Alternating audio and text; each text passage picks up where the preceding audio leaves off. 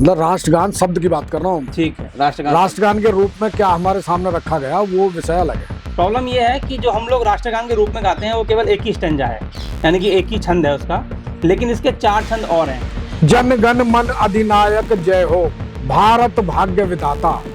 हे भारत के भाग्य विधाता, भारत के जन मन और गण सब मिलकर हे भारत के भाग्य विधाता तेरी जयगान हम गाते हैं। लेकिन जिसमें तीसरा छंद है उसमें एक लाइन लिखी गई है कि चिर सारथी तत्व रथ चक्रे मुखरित पथ दिन रात्रि। जब जॉर्ज पंचम ना तो सारथी हैं और ना ही बेसिकली रथ चलाते हैं, और ये हम सबको पता है कि रथ किसने चलाया और सारथी कौन थे, वो थे श्री कृष्ण। 1913 में इस गीत को गाने के बाद नोबेल पुरस्कार मिला था। जो चित्तौड़ रियासत है, ओके, उसके जो राजा थे, राजा फतेह सिंह, वो ना 1903 में आए ना 1911 में, ना 1911 में। अभी एक राजा भारत में ऐसा है जिसने हमारी स्वाधीनता को नहीं स्वीकारा है। नहीं स्वीकारा है, तो ये सिंहासन पर वो अपने वहीं बैठ जाए। तो वो सिंहासन ही वो भेजा।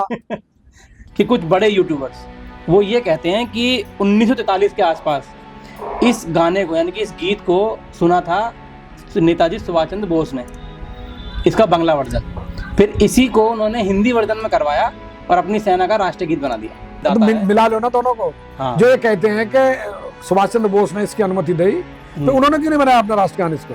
अगर कभी खुद कह रहा है कि राजा के लिए नहीं है, तो 100 साल बाद हम कौन होते हैं ये तय करने वाले कि ये किसी राजा के लिए था या फिर ये किसी भारत के लिए था। भारत में कुछ नहीं बदला, कोई आजादी नहीं।